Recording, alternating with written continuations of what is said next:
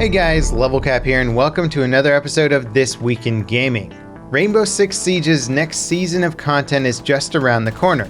The Year 4 Season 2 update is called Operation Phantom Sight and will likely launch around June 11th. The full reveal is scheduled for May 21st. Ubisoft released trailers for the update's new operators, Knock and Warden. Knock is an attacker with 2 speed and 2 armor. Her gadget, the HEL Presence Reduction, works in a similar way to Vigil's electronic rendering cloak, rendering her invisible on cameras and drones. It also makes her quieter, like Caveira's Silent Step ability. Knock comes equipped with either the FMG 9 SMG or the 612 SD shotgun. The second operator, Warden, is a defender with 1 speed and 3 armor.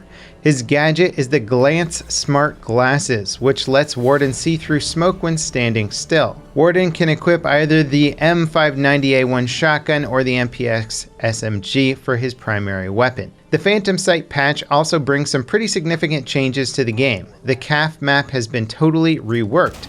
The overall layout of the map isn't too different, but pretty much every room has been tweaked with new placements for doors, windows, and more. Glaz's thermal scope is getting reworked. Currently it allows him to see through smoke, highlighting enemies in bright yellow. This update changes it so the effect fades when moving. Yellow pips on the sight indicate the strength of the highlighting effect, and players are still slightly visible when moving at full speed. In a future update, deployable shields will get an update that align them with the door frames and adds bulletproof glass slits that both defenders and attackers can see through. Ballistic shields are also being looked at to cut down on the frustration they can cause without nerfing them into oblivion. Smoke's gas clouds may be getting an overhaul so they behave more like Capitão's asphyxiating bolts. Currently, Smoke's gas clouds can clip through walls and objects. The Year 4 Season 1 update made it so Capitão's bolt effects respect world geometry. The devs are now working into making Smoke's gas clouds behave the same way. In our final bit of Siege news, an incredibly game-breaking bug was recently discovered that allowed the operator Clash to shoot her primary weapon with her ballistic shield equipped. Enemy players wouldn't see the shield deployed, but it still blocks their shots as if it was. The issue was so bad, Ubisoft disabled her, as well as claymores and deployable shields, which were part of the exploit. Things should hopefully be sorted out by Monday. Operation Phantom Sight is looking like a massive update to Siege. It's sure to mix things up in some big ways. Battlefield 5 got a not-so-massive update this week that added the limited time mode Fortress, tweaked Firestorm's pre-round phase, made some tweaks to map rotations, and unlocked this week's Tides of War progression. Fortress is a 1-sector variant of Breakthrough in which the defending team's 3 flag objectives are heavily fortified. Basically, if you have any medium machine gun assignment to do, this is the mode for you. For full details and a look at some live gameplay of this mode, be sure to check out my review video. As for Firestorm, the pre-round timer now activates when 8 players are connected. It will instantly skip to 10 seconds once 64 players are loaded in. An update to Firestorm is scheduled for Tuesday that adds 3 new locations, watchtowers, Blue Forest, and excavation site.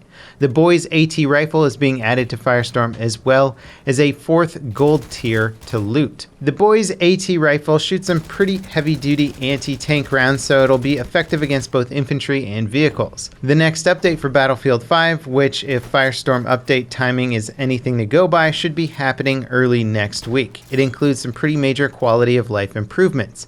Players will be able to grab health and ammo packs directly from friendly players that have the health or ammo crate equipped. For now, support and medics won't get points when players manually grab packs from them, but that should be addressed in a future update. Leaning will also get a big update. Players will be able to do it manually instead of having to rely on contextual interactions with world geometry. It can only be done while ADSing, and there is a countdown on spamming it that slows the animation down. Leaning will also slow your movement speed down. This will be the first Battlefield game in which you can manually lean. Apex Legends is also getting a patch next week. Highlights include improvements to audio engine to prevent distortion, a fix to the bug that causes the gunshot sounds to play on loop, and items can no longer be stuck to Gibraltar's gun shield. A bug that let damage go through shields on both Gibraltar and Caustic has also been fixed. The patch goes live early next week. Operation Dark Hours, the Division 2's first raid, is now live. Players must invite 7 other friends to run the raid, as there's currently no public matchmaking for it. The devs have stated that this is intentional due to the raid's complexity and difficulty. If one player doesn't pull their weight, beating the raid is an effort in futility. That said, some players would still like the option. As for how the raid plays, reviews are still coming in as it's proven quite challenging. A squad that beat the raid took 5 hours to do it and spent 3 hours on the final boss alone.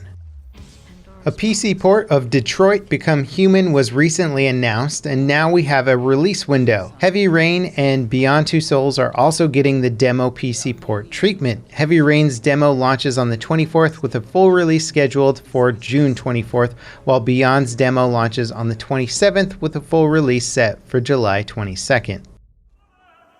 Rage 2 is finally out. I'm currently working on a review for the game, which should be live tomorrow. Overall, it seems like some players are really enjoying it, while others are finding it kind of mundane. Although there aren't many bugs in the game, there are some pretty significant game-breaking bugs, like the inability to activate the game's overdrive feature for some players. There were reports that the Steam version of the game was running the de novo DRM, and the first patch for Rage 2 removed it.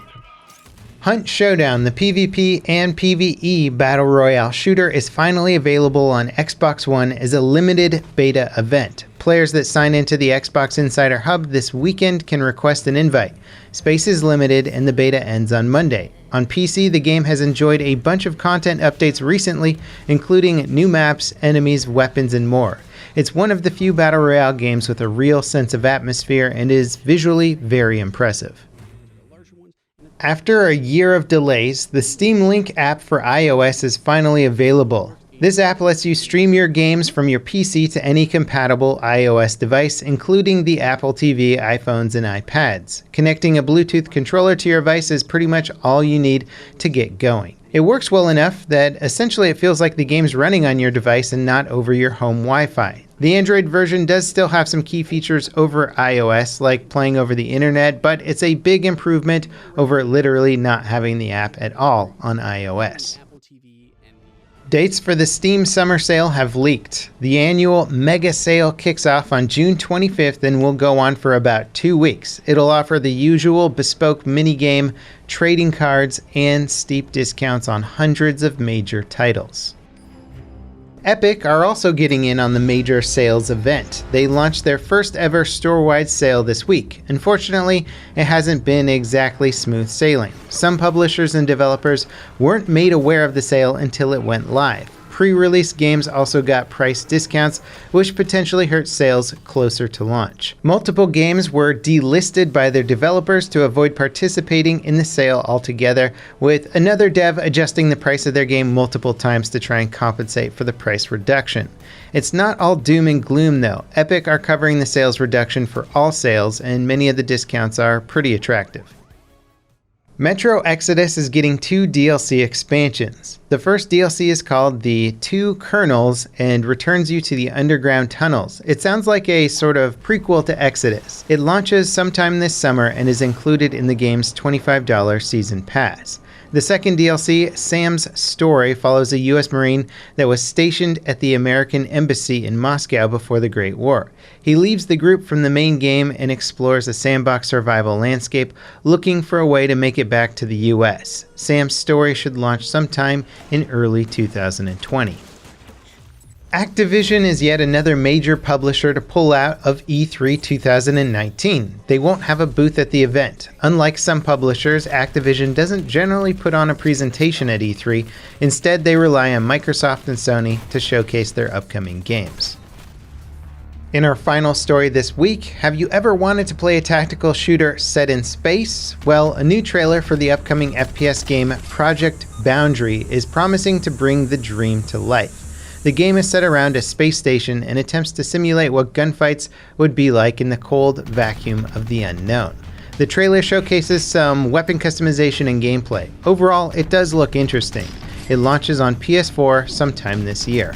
And that wraps it up for today's episode of This Week in Gaming. As always, guys, thank you very much for watching. I hope you enjoyed. Let me know what you thought was the most interesting story in the comments down below. And I'll see you next time. This is Level Cap, signing off.